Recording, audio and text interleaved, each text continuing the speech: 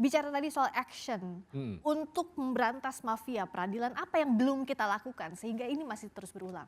Ya, saya kira salah satu yang kemudian menyebabkan berulangnya ya terjadi korupsi ya mafia peradilan itu misalnya karena tadi salah satunya bahwa penerapan hukuman belum bisa menimbulkan efek jera. Hukuman belum bisa seberat-beratnya kepada para pelaku yang terlibat dalam konteks mafia peradilan tadi itu.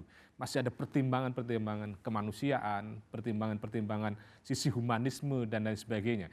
Maka harapannya adalah supaya setiap vonis itu bisa menimbulkan efek jera tadi itu adalah bagaimana vonis yang seberat-beratnya, vonis yang kemudian bisa memulihkan kerugian keuangan negara, dan menurut saya ini adalah momentum yang baik itu bagaimana uang 11,8 triliun itu kan sebagai salah satu bentuk kontribusi penegak hukum terhadap negara untuk membantu misalnya pemulihan ekonomi, pertumbuhan ekonomi, tidak sekedar misalnya penegakan hukum yang membebani negara. Ya, it sounds cliche but it has to be done. Misalnya hal terdengar klise tapi harus dilakukan adalah pengawasan.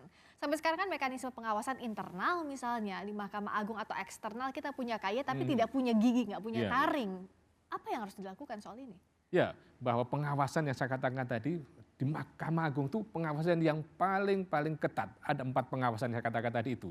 Kenapa kemudian masih kecolongan kan gitu kan? Kenapa kemudian masih terjadi praktek-praktek yang tidak sesuai dengan hukum yang sebenarnya? Maka saat itu adalah rendahnya integritas, rendahnya moralitas, rendahnya bagaimana menahan godaan isitas sehingga kemudian menyebabkan itu tadi kapasitas sebagai orang hakim tereduksi tadi itu yang mestinya adalah memberikan rasa keadilan tapi justru menggadaikan keadilan, godaan-godaan yang bersifat manusiawi tadi itulah yang menyebabkan terendahnya kualitas putusan dan kemudiannya bisa dibelinya putusan atau kemudian vonis-vonis dari hakim tadi itu atau kemudian tuntutan-tuntutan dalam proses penanganan perkara itu.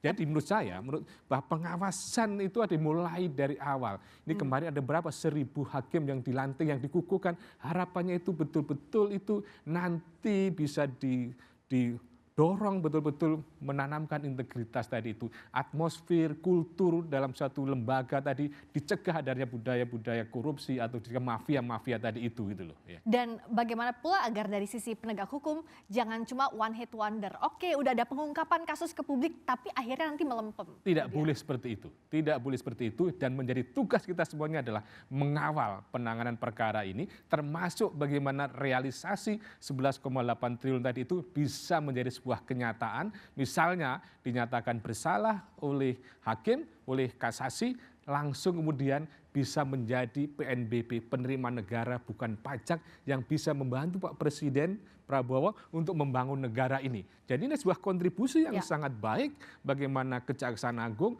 memberikan sumbangan kepada negara, kepada pemerintah dalam membantu pendapatan negara bukan pajak. Makanya kemudian bahwa ketika mulai Presiden Pak Jokowi pun, sampai Pak Prabowo, Kejaksaan Agung itu berada di tingkat atas karena salah satunya adalah berhasil memulihkan, membantu penerimaan negara tadi itu. Perbaikan sistem ini yang jadi pembuktian penegak hukum. Terima kasih Prof. Suparji Ahmad dan terima kasih Anda telah menyaksikan program Prosi. Kita jumpa lagi Kamis depan hanya di Kompas TV Independen Terpercaya. Saya Friska Clarissa, selamat malam, sampai jumpa.